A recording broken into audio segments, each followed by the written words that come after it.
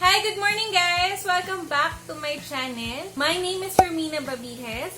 Ako po ang inyong agent from Phirst. So for today's vlog, hindi na po natin patatagalin. We are going to explain yung mga common reasons kung bakit may mga nade-deny sa bangko. Bibigyan ko rin po kayo ng tips kung paano pumasa kay bangko. And also, sasagutin na rin po natin yung mga frequently asked questions nyo po with relation to bank financing or housing loan. Lahat po yan sasagutin natin, iisa-isahin po natin mamaya. So dyan lang po kayo, babalik tayo agad.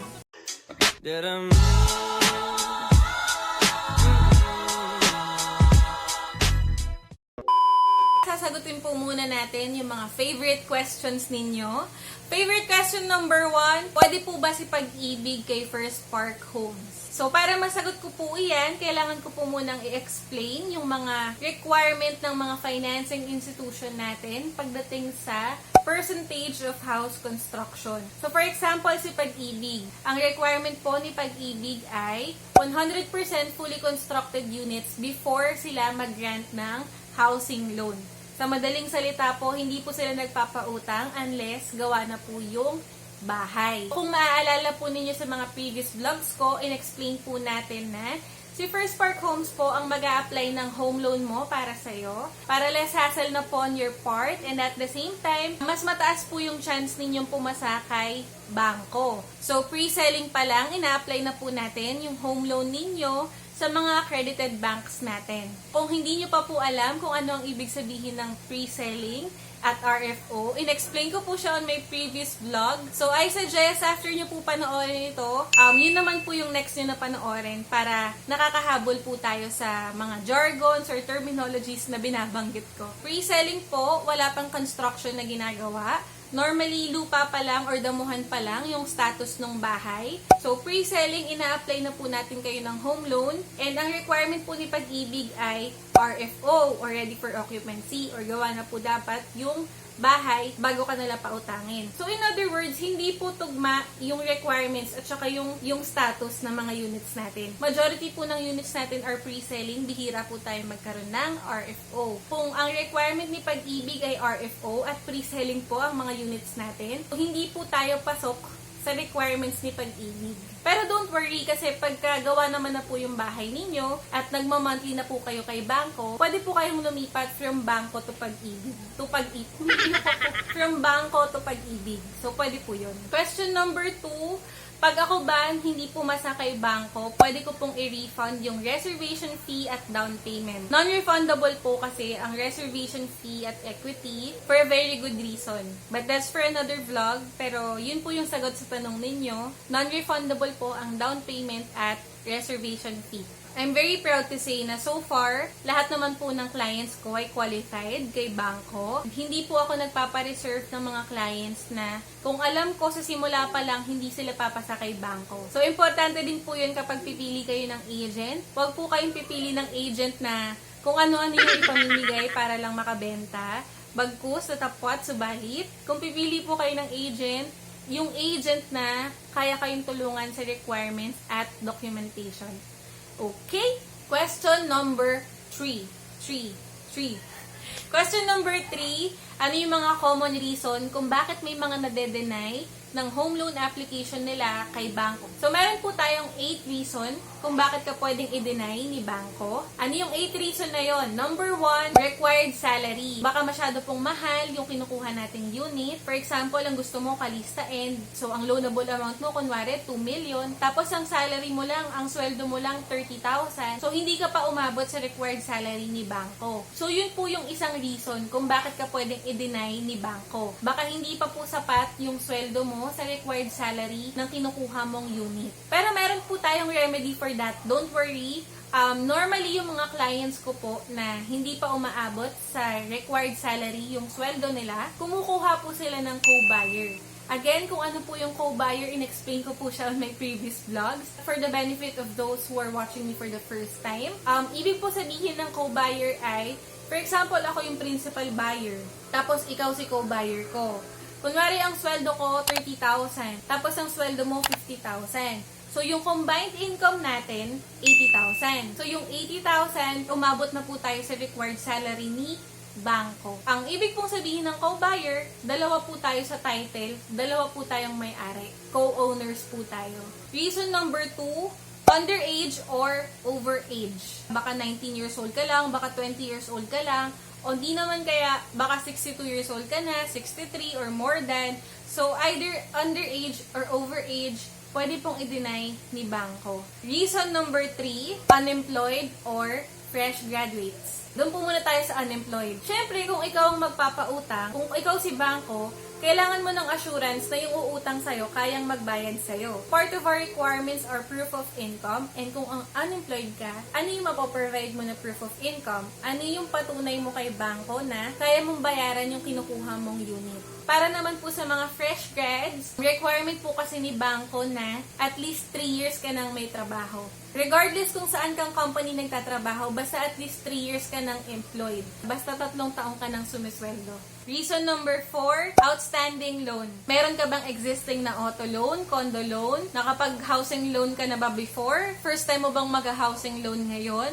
If not, kamusta yung loan mo dati? Ilang years pa ba yung babayaran mo? Gaano pa kamahal yung balance mo? So, lahat ng yon, pina-factor in siya ni bank kung i-approve niya ba tayo. Just so you know guys, mas mataas po ang chance pumasa ng mga first-time home buyers versus sa mga nakapag-loan na before, nakapag-housing loan na dati. Pero don't worry kasi kung malaking-malaki naman po talaga yung salary mo. For example, yung salary mo ngayon qualified for 5 million na loan. Tapos yung existing loan mo, kunwari 2 million lang. So, may 3 million ka pa na sobra. So, pwede ka pa na kumuha ng isang unit na hindi lalagpas sa 3 million na loan. Pero para po sa mga clients na sobrang saktong-sakto lang po yung sweldo nila sa required salary ni bangko, I highly suggest kumuha na po tayo ng co-buyer just to be safe.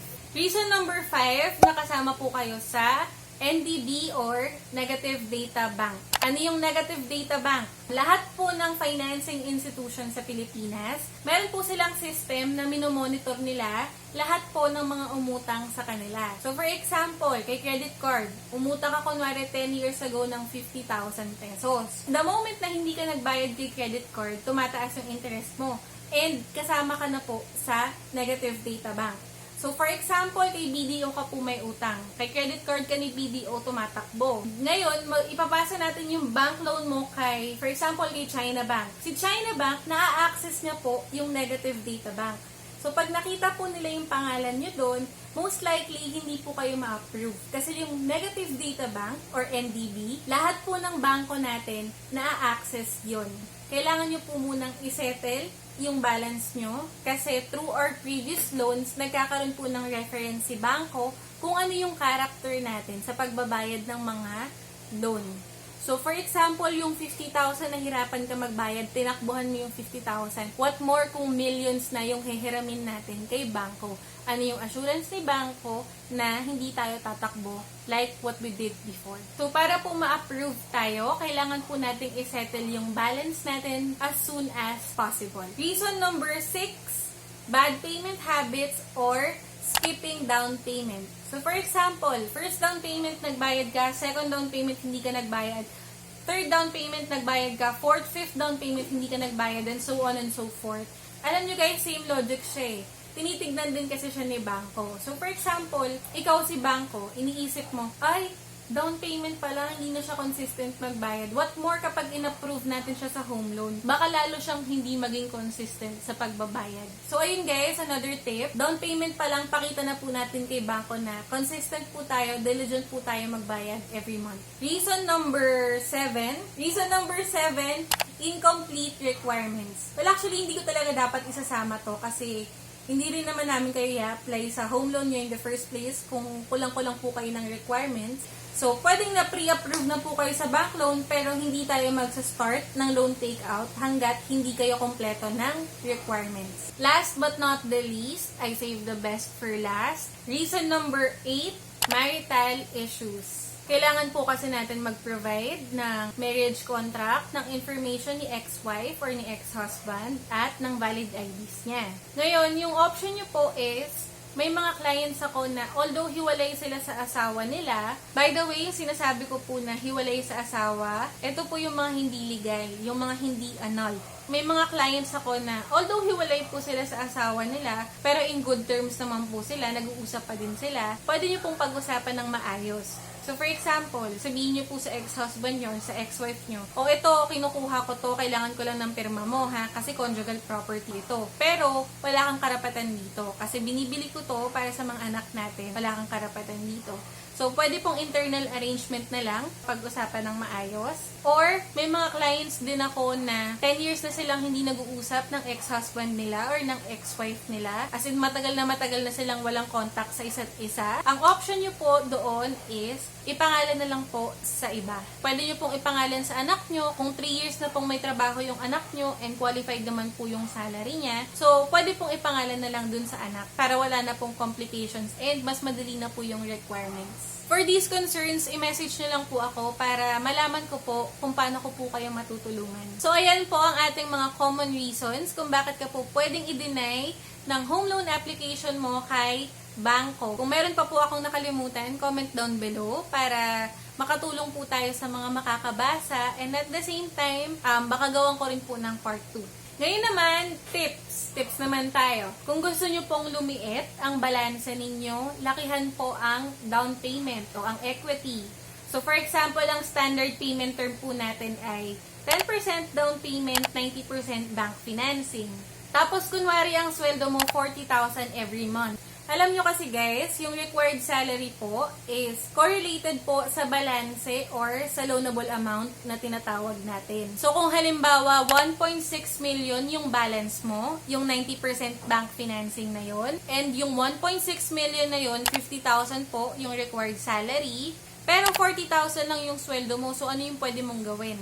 Pwede nyo pong taasan yung down payment. So, for example, yung 10% kanina, pwede mong gawing 15% or 20% para yung balance mo, mababawasan din. So, for example, yung 1.6 million mo kanina, dahil tinaasan mo yung down payment, baka yung 1.6 million mo, kunwari naging 1.4, so qualified na po yung 40,000 na salary mo. Pro tip po yun guys, kasi yun po yung ginagawa ng mga clients ko.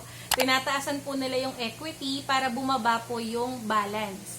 So, for example, 10% po yung down payment kanina, ginagawa po nilang 15% or 20% para yung merong interest, 80% na lang or 85% na lang. So, lumiliit din po yung monthly nila sa bangko. And again, pwede po kayong kumuha ng co-buyer. When in doubt, get a qualified co-buyer. Pag may questions pa po kayo, message nyo lang po ako para ma-explain ko po ng mas malinaw. And baka gawan ko rin po ng frequently asked questions part 2. So, yun lang po. Thank you for watching. See you on our next vlog.